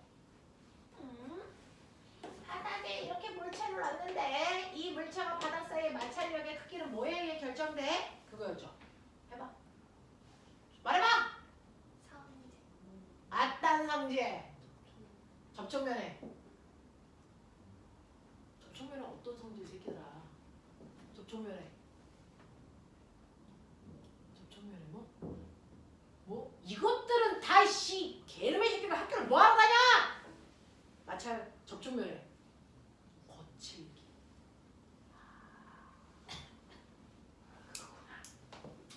마찰력의 크기를 결정하는 요인은 두 가지가 있는데요. 그 중에서 첫 번째, 물체와 바닥 사이의 거칠기예요. 거칠기. 얼마나 거칠어? 그러니까 얼음은 거칠기가 별로 없기 때문에 마찰이 별로 작용하지 않죠. 근데 모래사장은 엄청 거칠거든요. 마찰이 큰 거죠. 됐죠? 그래서 바닥과 물체 사이의 거칠기가 마찰력의 크기를 결정하는데요. 그 거칠기를 물리에서는 뭐라 그러냐면 마찰계수라고 해요. 중학교 때는 그냥 거칠기라고 하는데 원래 용어가 마찰계수고요. 마찰계수를 뮤라고 써요. 뮤.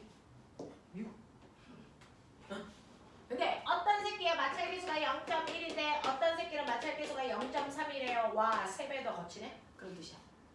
하겠어. 이런 얘기야. 물체와 바닥 사이의 거칠기를 우리가 마찰계수라고 하는 숫자로 표현합니다. 그 숫자가 클수록 더 거칠다라는 뜻입니다. 알겠어? 네, 이렇게 되는 거고요. 두 번째. 근데 선생님, 같은 곳에 물체를 놨는데 누가 더 마찰력이 커요?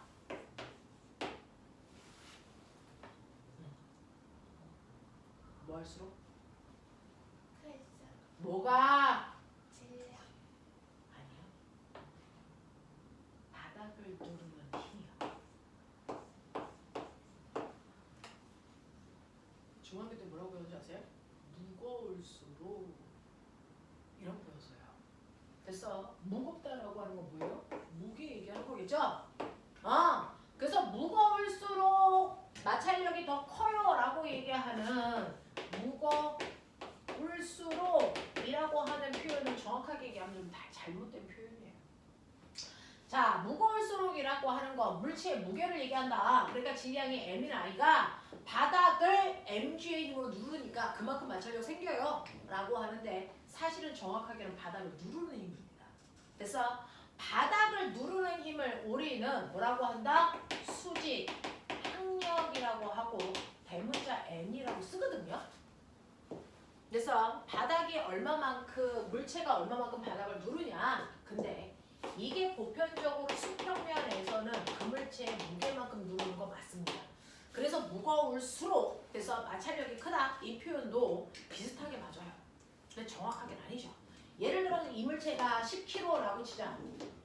그럼 바닥을 몇 뉴턴의 힘으로 누르겠냐? 어느 부분이 고민이야 이 새끼들아. 10kg야. 몇 뉴턴의 힘으로 누르냐? 100뉴턴이죠. 됐어. 100뉴턴의 힘으로 누르니까 마찰이 100만큼 생기냐? 그럴 때도 있고 아닐 때도 있겠죠. 왜요? 이 물체를 네가 들어 올렸어. 20뉴턴의 힘으로. 그러면 얘는 바닥을 누르는 힘이 얼마밖에 안 되니? 80. 그만큼만 마찰력이 나더라. 알겠습니까? 그러니까 반드시 무게만큼 마찰력이 생긴다? 아니라는 거예요. 알겠니? 네. 실제로 그 물체가 바닥을 수직으로 누르는 이 힘이 마찰력을 만든다라고 하는 거라서 그걸 우리가 수직항력이라고 하는데 이 물체를 경사면에 이렇게 놓을 거야. 선생님은 이렇게 놓고 실험할 거야. 이렇게 놓고 실험할 거거든요. 그러면 이 물체의 바닥은 여기죠. 그럼 여기를 수직으로 누르는 힘은 이 힘이죠. 이게 물체 무게니? 아니죠. 무게는 어디로 작용합니까? 이렇게 작용하죠. 이게 무게죠. 이 각도가 세타라고 치면 이 무게라고 하는 이 중력이요. 경사면에서는 두 개의 힘으로 분리돼. 맞아? 네. 경사면과 나란한 방향으로 작용하는 힘과 경사면을 수직으로 누르는 두 개의 힘으로 분리시킬 수 있잖아? 그랬을 때요. 요 각도가 세타이면 경사면을 수직으로 누르는 이 수직 항력과 중력이 이루는 요 각도가 언제나 세타여야 된다. 맞지? 그랬을 때요. 수평 방향으로 잡아당기는 이 힘과 수직 항력 사이를 평행사변형으로 그렸을 때 이 대각선이 실제 힘 중력이고요. 그래서 바닥을 누르는 요 힘의 크기는 어떻게 구한다? 불러. 이거 직각삼각형이잖아. 요 힘의 크기 어떻게 구하니? mg 콩 눌러 세타, 콩 눌러 세타, 콩 눌러 세타. 맞냐? 네. 그래서 이 힘은 mg 콩 눌러 세타의 값을 가져요. 누르고 있어. 그리고 여기다가 물체를 놓으면요, 이 물체가 아래로 싹 내려가죠. 싹 내려가죠. 맞죠? 그래서 아래쪽으로 싹 잡아당기는 이 힘의 크기 뭐라 그랬어요? 이 힘이 바로 요거니까 뭐라고요? mg 싹 내려가 세타. 우대우교 병신이다 이제. 됐죠? 이렇게 책상을 밀고 옆으로 나와 이 새끼야. 진자 운동하지 말고. 자, 이렇게 경사면이 있어요. 경사면이 있으면 물체를 이렇게 놓으면 물체의 무게라는 중력은 이 방향으로 작용을 하는데 사실은 경사면에서는 물체의 무게가 두 방향의 힘으로 분리된다. 하나는 경사면 아래쪽으로 물체를 잡아당기는 힘이고 하나는 경사면을 90도로 누르는 힘으로 중력이 분리된다. 됐죠? 그랬을 때 이 각도가 세타이면 여기도 세타라서 사실은 수평 방향의 힘과 수직 방향의 힘으로 그래서 합성했을 때 대각선이 중력이 되는 느낌이다. 그랬을 때 여기가 직각삼각형이고 요 크기가 수직항력인데 각도의 옆변이기 때문에 이게 콩 눌러 세타 값을 갖는다. 됐죠? 그래서 mg 콩 눌러 세타의 수직항력을 만들고요.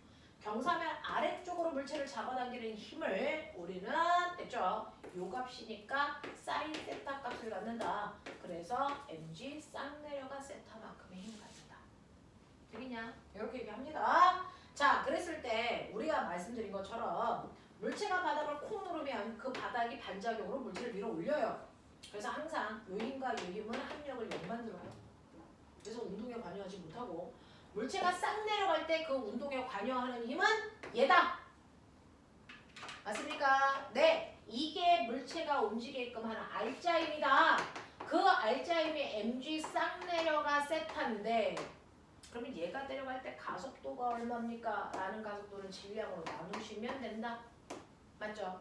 그래서 얘를 질량으로 나누면 경사면에 있는 모든 물체의 가속도는 언제나 얼마만큼입니까? g 사인 세타의 가속도를 가지면서 내려오는 거다. 그러니까 이 각도가 크면 클수록 가속도는 더 커져서 더 빨리 내려올 수 있다. 그럼 이 각도를 크게 해서 연락 크게 해서 90도에 낭떨어져서 떨어뜨리게 하는 것도 이것도 경사면이죠. 그래서 이게 90도가 되면 꼬매가 가속도가 얼마다? 그래서 자유낙하 가속도 G다. 알겠습니까? 이렇게 표현해 드렸잖아요. 되겠냐? 네. 이런 식으로요. 경사면에서 만약에 마찰이 없으면 이렇게 되거든요. 마찰이 있다면 얘가 내려올 때 운동을 방해하는 방향으로 마찰력 생겨. 맞아요. 그 마찰력을 만드는 바닥을 콩 누르는 수직항력이 mg 콩 눌러 세타에 의해서 생긴다고요. 됐죠? 그래서 이렇게 경사면에서는 마찰력을 만드는 수직항력이 mg 콩 눌러 세타이다 라는 얘기죠. 그래서 그런 얘기야. 자, 그래서 이런 식으로요. 마찰이라는 건 바닥이 얼마나 거치냐 그리고 바닥을 수직으로 얼마의 힘으로 누르냐 요 두 개의 마찰력이 결정돼요. 됐어? 자, 근데요 선생님 같은 면에 하나는 뉘어놓고 하나는 세워놔요. 누구의 마찰력이 더 클까요? A예요? B예요? 누구? 이거 같아요. 신기하죠? 마찰력은요 바닥과 접촉한 면적은 상관이 있다 없다? 이거 없어요. 됐어? 면적이 넓다고 해서 마찰력이 크게 작용하지 않습니다. 알겠냐? 그래서 마찰력의 크기는 면적하고 무관합니다. 면적 상관없다. 알겠습니까? 요 얘기야. 그렇다면 이 마찰력을 우리가 어떻게 계산할 수 있습니까? 라고 하는 마찰력은요. 마찰 계수에다가 수직항력을 곱한 게 우리가 알고 있는 마찰력 계산하는 것입니다. 미울 때. 마찰력은요. 마찰계수에다가 수직항력을 곱한 만큼이 마찰력입니다. 그죠? 그래서 마찰력을 구할 때 우리는 이렇게 계산하는데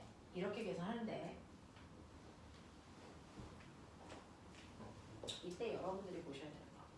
이렇게 계산하는데 자, 물체가 이렇게 바닥에 있네. 물체가 이렇게 바닥에 있을 때 꼬맹아 내가 얘를 밀 거거든.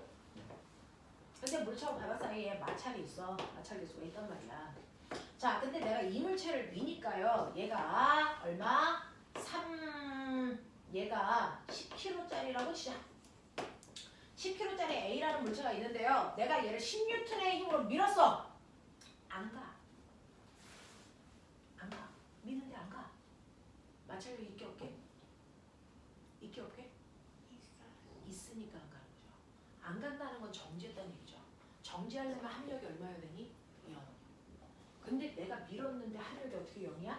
마찰력이 얼마 작용하니까? 10N만큼 작용하니까. 알겠어? 그래서 합력이 0이야. 그래서 안 가는 거야. 되겠어? 네, 이 얘기입니다. 자, 그러면 제가 20N으로 힘을 크게 했어요. 근데 또 연병 안 가. 마찰력 얼마게? 20으로 바뀌는 거예요. 마찰력은요. 정지되어 있을 때 작용하는 마찰력하고요. 움직일 때 작용하는 마찰력으로 나눕니다. 여기까지는 정지한 상태라고 치자. 자, 정지한 상태일 때는요. 네가 10N의 힘으로 밀면 마찰력도 정확하게 10만큼 생겨요. 20N의 힘으로 밀면 정확하게 마찰력도 20 생깁니다. 어떤 병신 새끼가요. 내가 20으로 밀었는데 안 움직이다 그랬어. 마찰력 얼마냐? 20보다 커요. 그럼 20보다 크다고 쳐. 자, 마찰력이 이쪽으로 25가 됐다고 쳐. 어디로 가야 되냐? 뒤로 가지 새끼야. 무슨 말인지 알아? 그러니까 실제로 마찰력은요. 안 가고 있는 정지한 상태라면 외부에서 준 힘하고요. 작용하는 마찰력의 크기가 정확히 같아야 정지죠. 누가 더 크지 않습니다. 무슨 말인지 알겠어? 네. 이렇게 된다. 자, 그러면 30을 줬는데도요. 안 가요. 그래서 마찰력은요. 정지한 상태의 마찰력은 이런 식으로 네가 외부에서 10 주면 10만큼, 20 주면 20만큼, 30 주면 30만큼의 마찰력이 작용합니다. 알겠습니까? 네. 이런 식으로요. 마찰력이 작용하는데 이 마찰력에도 종류 있는 거 아세요? 여기 줄게요.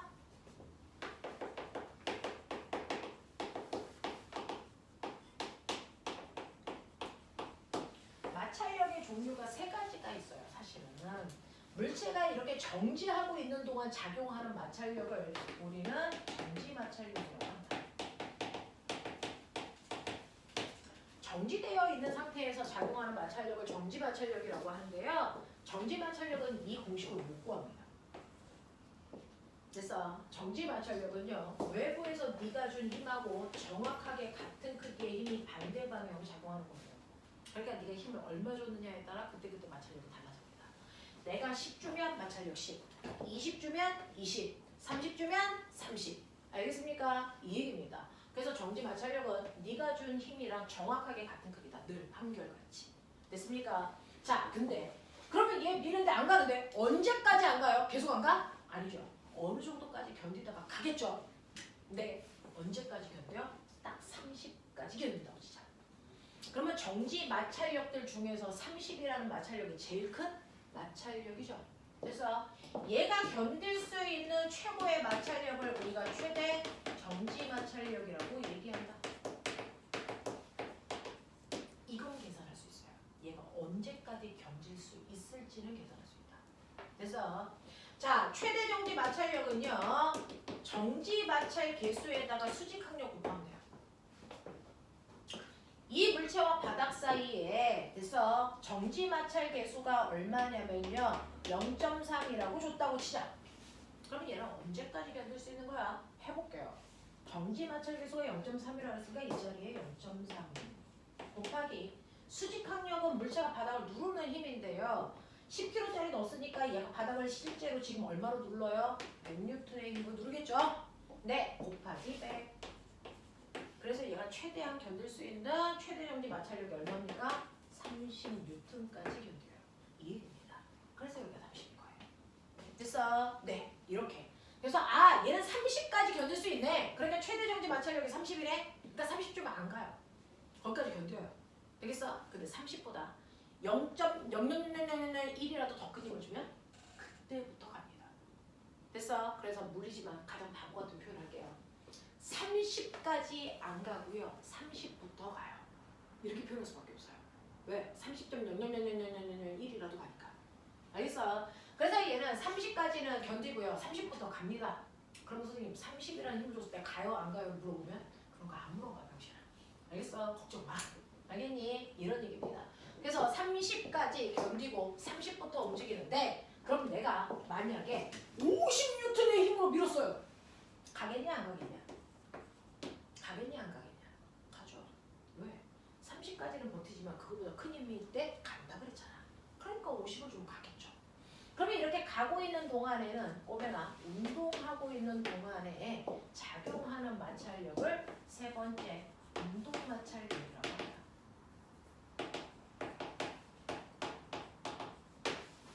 됐냐? 그래서 마찰력의 종류는 세 가지가 있어요. 정지 마찰력, 최대 정지 마찰력, 운동 마찰력. 자, 운동 마찰력이라고 하는 힘이 작용하는데요. 이 운동 마찰력도요 계산할 수 있어요. 최대 정지 마찰력하고 운동 마찰력은 계산할 수 있는 것입니다. 그래서 네, 얘도요 똑같이 마찰 계수에다가 수직 항력을 곱해요. 우와. 그러면은 마찰 계수 0.3이니까 이거 넣어요? 아니요. 움직일 때는 운동 마찰 계수를 집어넣습니다. 그게 0.1이라고 치자. 같은 물체, 같은 바닥이라도 움직이고 있을 때 마찰 계수와 멈춰 있을 때 마찰 계수가 달라요. 그래서 정지되어 있을 때 마찰 계수가 운동 마찰 계수보다 훨씬 더 큽니다. 그럼 운동 마찰 계수가 0.1이라고 치고요. 10kg니까 바닥을 누르는 힘이 100이라고 쳐요. 그러면 운동 마찰력 얼마입니까? 16N입니다. 그래서 내가 힘을 세게 줘서 얘를 움직이는 순간 얘는 운동하면서 물체와 바닥 사이에 운동 마찰력인 10N의 마찰력이 작용합니다. 알겠어요? 이거예요. 그래서 이게 운동 마찰력, 이게 최대 정지 마찰력, 나머지가 정지 마찰력 이렇게 되는 거예요. 됐죠? 그래서 마찰력은 이렇게 세 가지가 있습니다. 뺐니? 네. 그럼 꼬맹아. 누구요? 쟤요. 자, 10kg짜리한테 네, 내가 50N의 힘으로 밀었습니다. 가겠죠? 간다 그랬잖아요? 자, 이때 가속도 얼마니? 구해요. 가속도 얼마니? 구했어요.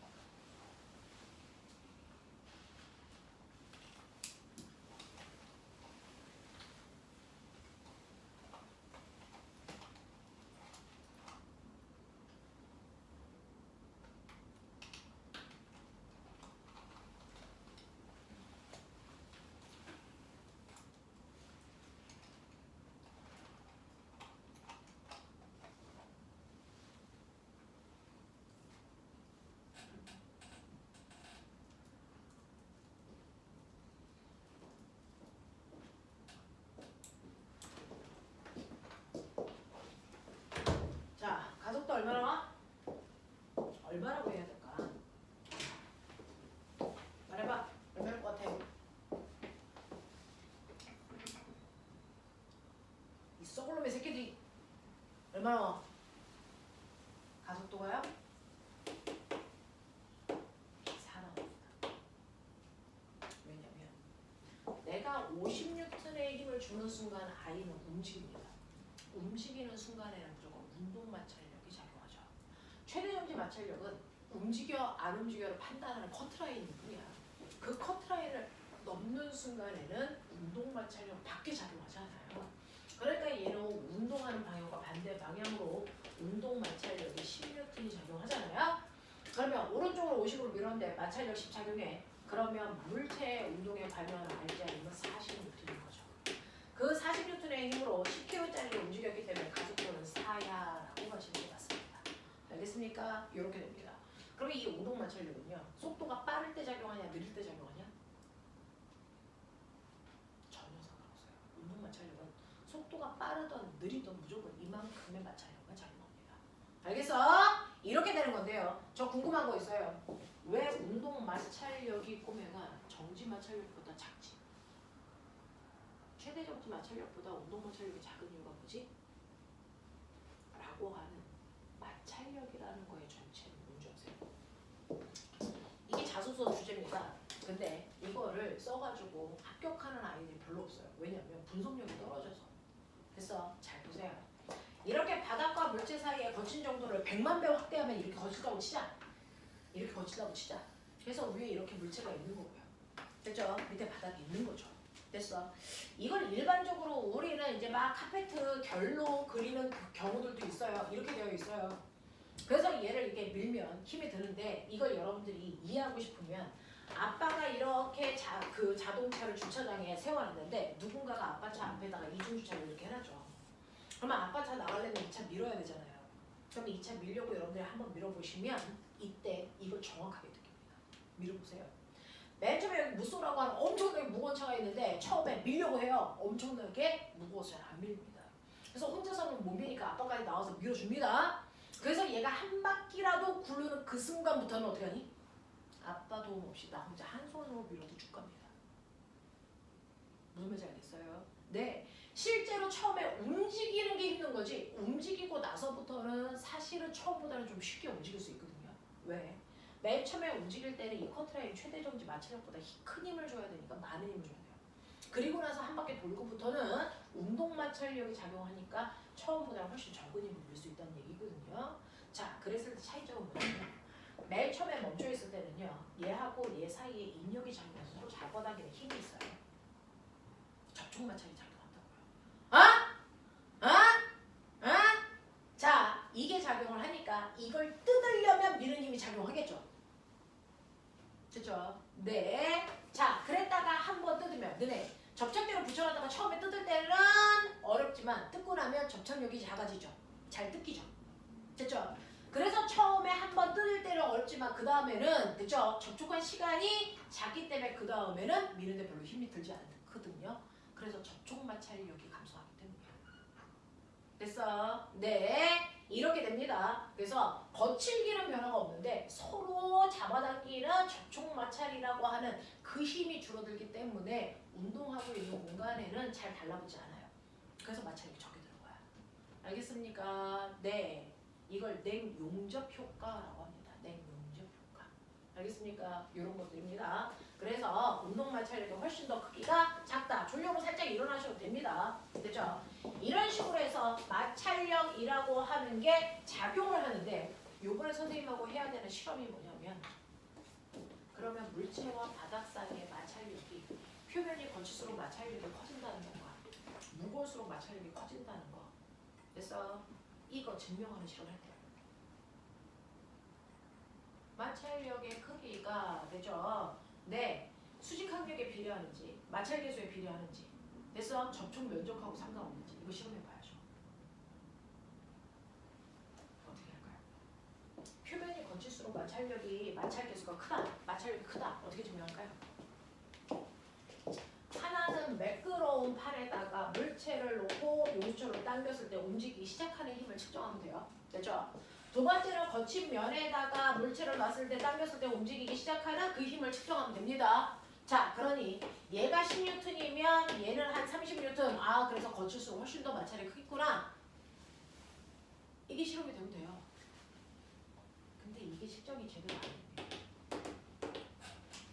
여러분들이 힘을 미세하게 조금씩 높여가면서 얘가 딱 움직이는 그 순간에 힘을 측정할 수가 거의 불가능하죠. 그럼 이걸 정확하게 측정할 수 있는 방법이 실험 설계죠. 어떻게 할까? 실제로요. 선생님이 나무 토막을 갖다 드릴 건데 나무 토막이 너무 가벼워서요. 용수철을 조금만 잡아당겨도 얘가 탁 하고 움직여버려요. 그러니까 정확하게 얘 최대 정지 마찰력이 얼마인지 측정이 불가능하다.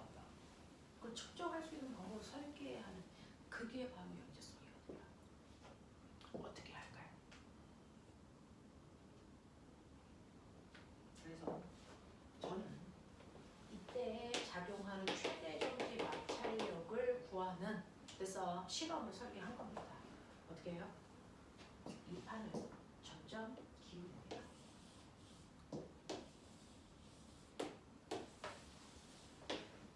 됐어. 수평면에 있다가 얘를 점점 경사를 지게끔 하면 됐죠? 경사를 점점 세우는 겁니다. 그러다 보면 처음에 수평면에서 미끄러지지 않았다가 각도를 조금씩 높였을 때 정확하게 이 각도에서 미끄러지기 시작했다. 라고 한다면 되겠냐? 우리는 여기에서 이 각도에서 미끄러지기 시작했을 때 얘 뭘 할 수 있어요? 그러면 이 각도에서 여기 잡아당기는 이 힘이 바로 보다 운동을 방해하는 최대 정지 마찰력과 같아진 수가 있다. 그러면 이 힘을 어떻게 구하니? 우리 알죠? 이게 뭡니까? mg 쌍내려가 세타예요.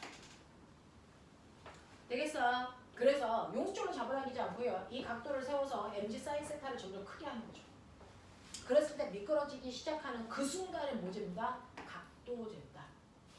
그래서 아래쪽으로 잡아당기는 힘의 크기를 계산한다. 그럼 최대 정지 마찰력이 얼마인 줄 안다. 됐어. 이거를 표면이 매끄러울 때, 거칠 때를 비교한다. 그러면 매끄러울 때보다 거칠 때 각도가 훨씬 더 커집니다. 그걸로 확인하겠다는 거예요. 되겠냐? 그러면 보면 이때 마찰력이 얼마니? 이 각도가 30도일 때 미끄러지기 시작했어요. 마찰계수 얼마니? 최대 정지 마찰력은 마찰계수, 정지 마찰계수에다가 수직항력을 곱한 거랑 같고 이때 이 힘이 아래로 잡아당기는 힘 mg 쌍내려가 세타랑 같아요. 자, 이때 정지 마찰계수는요. 수직항력에다가 mg 사인 세타 값이네요. 되겠어. 자, 근데 요 수직으로 누르는 이 힘은 경사면에서 얼마? mg 콩눌러 세타. 알겠습니까? 그러니까 여기에다가 요 자리에다 뭐 집어넣어야 된다? mg 콩눌러 세타 값이 수직항력이 된다. 맞지? 그래서 요거 날라가시면 마찰계수는 정지 마찰계수의 크기는 바로 탄젠트 세타 값으로 확인할 수 있다. 이해돼요? 여기거든요. 요거 실험할 겁니다. 되겠어? 자, 그래놓고 이 값이 만약에 계산했더니 0.3으로 나왔다. 그러면 이거를 다시 수평으로 뉘어보시면 이때 정지 마찰계수 변하니 안 변하니? 안 변하거든요. 그러니까 0.3에다가요. 얘 원래 무게를 곱하시면 얘를 잡아당겨야 되는 최대 정지 마찰력이 나오죠. 그만큼의 힘을 줘보는 거죠. 가는지 안 가는지 확인해보면 되죠. 알겠습니까? 이렇게 합니다. 이런 식으로 해서 정지 마찰 계수를 측정하는 실험을 하겠다. 이게 이번 시험에 됐어. 핵심 내용입니다. 알겠냐? 이런 것들이죠. 됐죠? 자, 이런 식으로 해서 여러분들은 마찰력의 종류가 있다는 것도 아셨고요. 하나 더. 중력. 여기까지만 하고 끝내죠. 정신 안 차려. 졸면 뒤진다. 자, 그러면 접촉해야 작용하는 힘 중에서요. 탄성력과 마찰력에 해당되는 내용을 했어요. 됐죠? 네. 책 잠깐 펴. 멍 하고 있어도 안 됩니다. 자, 그러면 여기에서요. 네. 39페이지요. 작용, 반작용 뭐 이런 기본적인 것들을 물어보고 있어요. 운동 방정식 뭐 이런 것들 물어보고 있어요. 자, 그랬는데 여러분들이 가지고 있는 42페이지 오세요. 42페이지에 13번 보여? 문제 여기도 알겠어? 13번 풀어봐.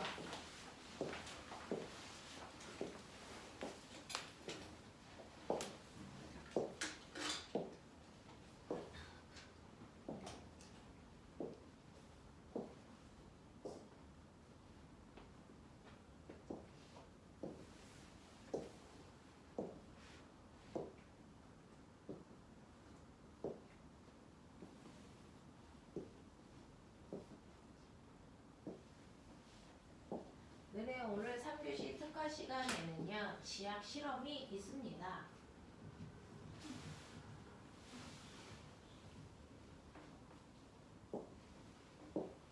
그래서 저번처럼 203 강의실로 내려가서 지약 실험을 할 겁니다. 오늘 지약 실험은 그죠? 네, 지진파 분석입니다.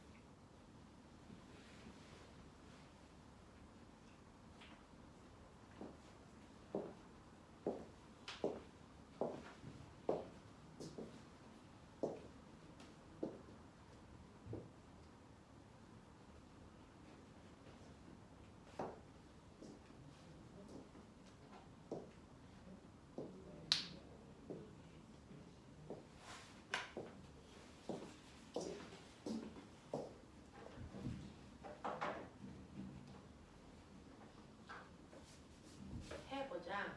여기요. 이렇게 널판지가 있는데 이 각도를 세워서 45도 각도로 만드는 순간 미끄러지기 시작한다 이런 뜻이에요. 그랬을 때 얘는 10kg짜리고 중력 가속도가 10이야 이렇게 했잖아요. 그랬을 때 아까 말씀드린 것처럼 이물체에 작용하는 중력이라는 힘이 수직으로 두르는 수직항력과 경사력으로 분해된다. 근데 여기가 45도니까 얘도 45도로요. 네, 바닥을 콩 누르는 힘이 mg 콩 눌러 세타. 됐어? 네, 그래서 mg 코사인 45도 이거죠. 맞냐? 그러니까 얼마 나옵니까? 50 루트 2만큼이 수직항력이고요. 경사면 아래쪽으로 잡아당기는 힘도 mg 사인 45도잖아요. 그러니까 똑같이 50 루트 2의 힘이 작용하겠죠. 됐어?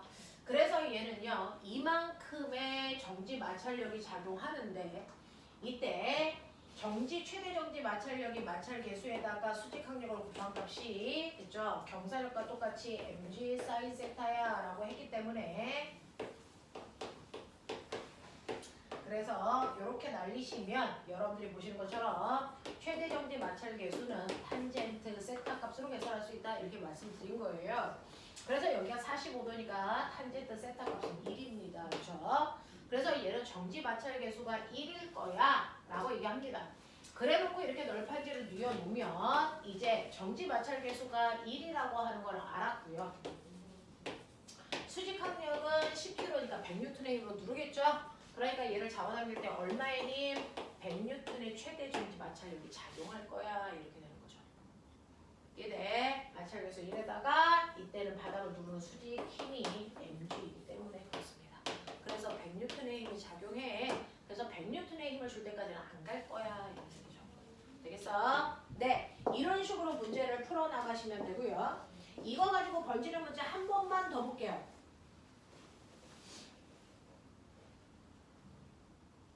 자, 15번 볼래요? 이제 선생님이 운동 법칙 우리가 다 배운 건데 마찰이라는 게 걸려 있을 때 어떻게 바뀌는지 보는 거야. 됐어?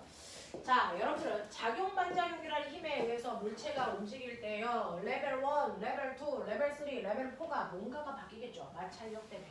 그 중에서 레벨 3에 해당되는 문제가 거기 그려져 있네요. 한번 먼저 풀어보시면 제가 풀어드릴게요.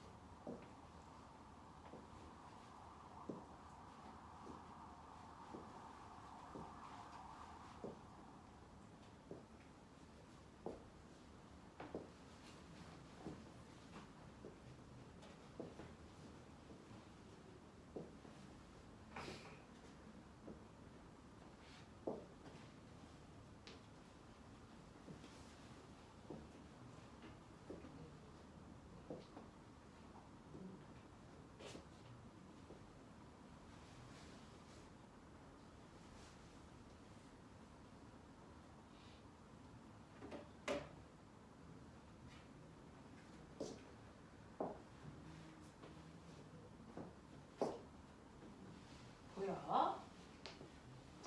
아래의 그림과 같이 수평한 책상면 위에 놓여있는 2kg짜리 물체에 마찰이 없는 도르래를 연결해서 1kg짜리 매달았어. 네, 여기까지 이해했어요. 자, 레벨 3라고 하는 작용반작용의 문제입니다. 지금 선생님이요, 수업하는 11개월 동안 반복할 시간들은 많지가 않아서 처음에 할 때가 가장 자세히 천천히 하고 있는 거고요. 그리고 나서 그 다음에 반복할 때는 내용을 훨씬 더 축약하고 빠르게 갈 거잖아요. 처음에 내용들을 잘 들으시라고 영상도 찍어서 다 보내드리거든요. 반복하세요. 자, 그래서 이 레벨 3를 어떻게 푸는지에 대한 건 여러분들이 기억하고 계실 건데 A가 2kg짜리고요. 여기 대롱대롱 매달려 있는 B라는 물체는 1kg짜리다. 저는 그렇게 읽었습니다. 자, 근데 이 상황에서의 차이점은 뭐냐면요. 바로 A라는 물체와 책상면 사이에 마찰력이 0.2가 작용한다 이랬습니다.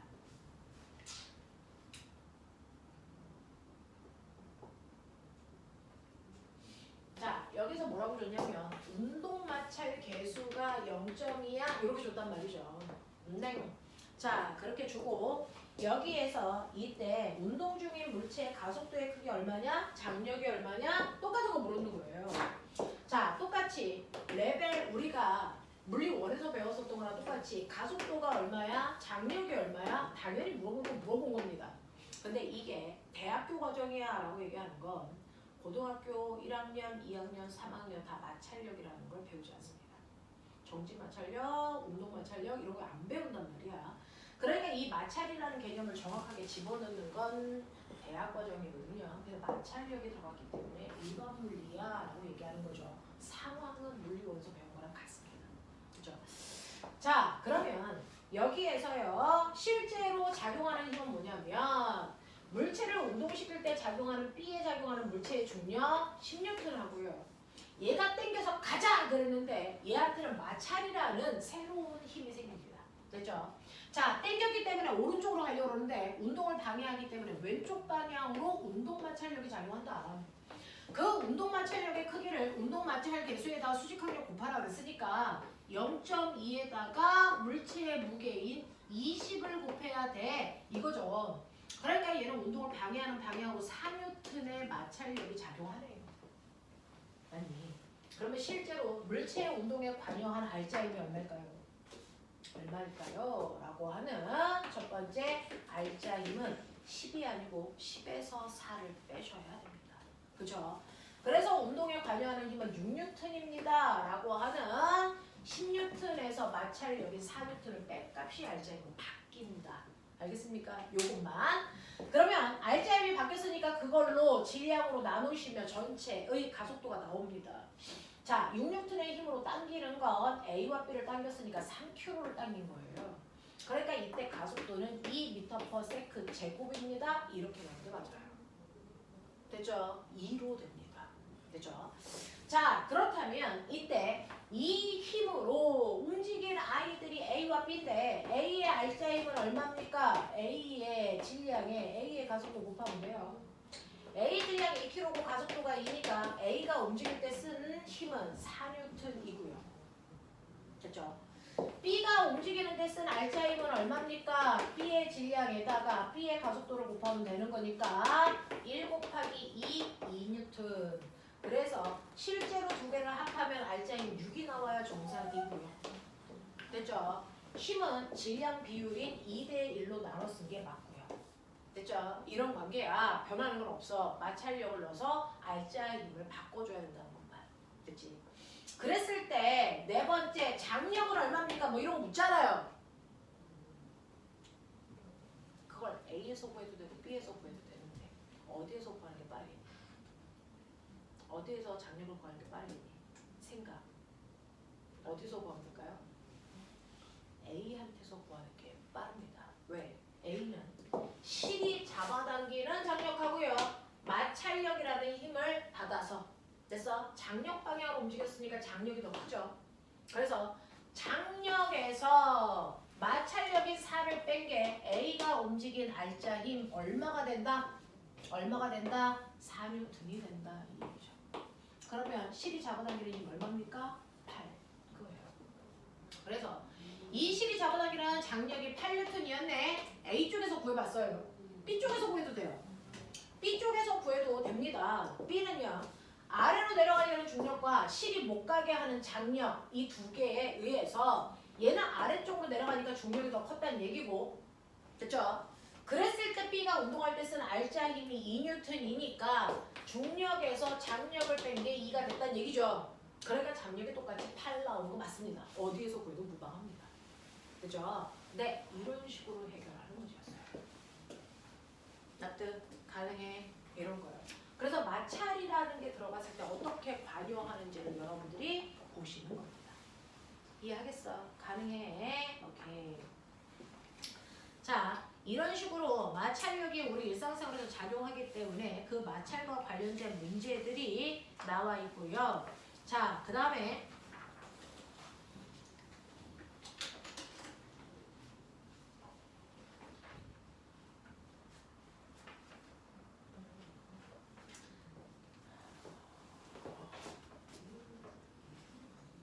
마찰력이 있는 문제가 또 어디 있을까요? 자, 24번 요것만 하고 잠깐 쉬었다가 진행해 드릴게요. 24번 요것만 할게요.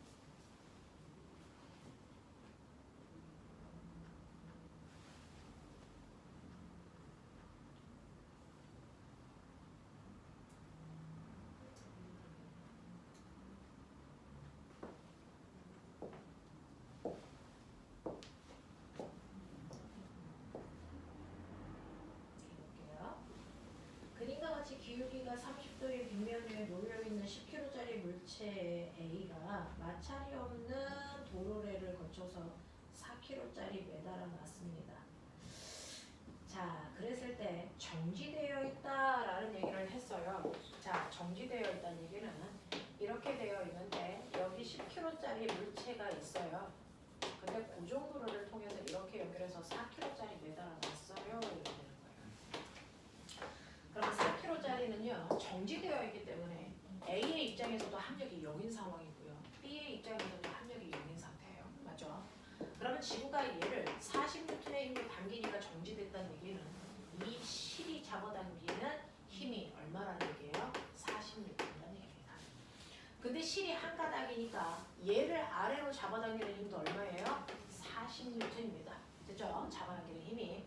그러면 이쪽으로 작용하는 힘도 얼마여야 됩니까? 40이 작용하고 있다는 얘기예요. 자, 그랬을 때 요 각도가 30도라고 전 읽었습니다. 맞나요? 자, 그러면 이때 여러분들 보시면 이렇게 경사면에 물체를 놓으면 중력 중에 일부가 경사면 아래쪽으로 잡아당기는 힘이 돼. mg 싹 내려가 세타야. 맞죠? mg 싹 내려가 세타. 계산하시면 얼마입니까? 50N이요. 50N. 됐어. 그러면 이쪽으로 50N의 힘으로 잡아당기는데 꼬면 안 갔다는 거잖아. 안 갔다라는 거잖아. 근데 실이 잡아당기는 거 40밖에 안 줬어. 근데 어떻게 알아? 실제로 지구가 아래로 잡아당기는 거 50이고요. 실이 잡아당기는 거 40인데 안 갔대. 그러면 우리는 무조건 정지된 상태가 모든 것들을 얘기해 주는 거니까 합력은 무조건 0이 돼야 된다는 얘기예요. 그렇다면 이쪽 방향으로 또 다른 힘 얼마가 작용하고 있다? 10N이다. 이게 바로 뭐다? 마찰력이다. 그래서 얘는 내려가려고 그러는데 못 내려가게 운동 방향과 반대 방향으로 마찰력이 10만큼 작용하고 있어. 이런 얘기입니다. 됐죠? 그래서 얘는 마찰력이 10N만큼 정지 마찰력이 작용하고 있구나 라고 하는 거를 알고 계셔야 됩니다. 그래서 힘을 좀 분석하세요. B쪽의 R자인 0, 그래서 장력이 40, 그 장력 똑같이 여기서도 작용, 그리고 경사력 작용. 근데 그 차이가 있어. 그게 바로 마찰력의 크기와 방향이야. 알겠습니까? 이렇게 구하셔야 돼요. 자, 그러면 이때 마찰력의 방향은 경사면 위쪽 방향이어야 되고요. 세 번째, 물체 A의 질량이 12kg로 하였을 때 1m/s의 속력으로 빗면 아래로 내려갔다고 한다. 이때 운동 마찰력은 얼마입니까? 라고 하면 여기 있는 이물체의 질량을 12로 바꾸자. 그랬더니 얘가 아래로 이제 내려간다. 가속도를 1 갖고 내려간다. 이런 얘기예요. 됐죠? 자, 그러면 이쪽에서요. 여러분들이 보시는 것처럼 이렇게 되어 있을 때 고정도로에 40N짜리가 4kg짜리니까 40N로 잡아당기는 거 맞아요. 그리고 여기에 12kg짜리가 있는 거 맞습니다. 이 각도가 30도니까 mg 싹 내려가 세타. 빨리 계산해. 얼마야? 얼마? 60N의 힘으로 잡아당기는 것도 맞습니다. 맞죠?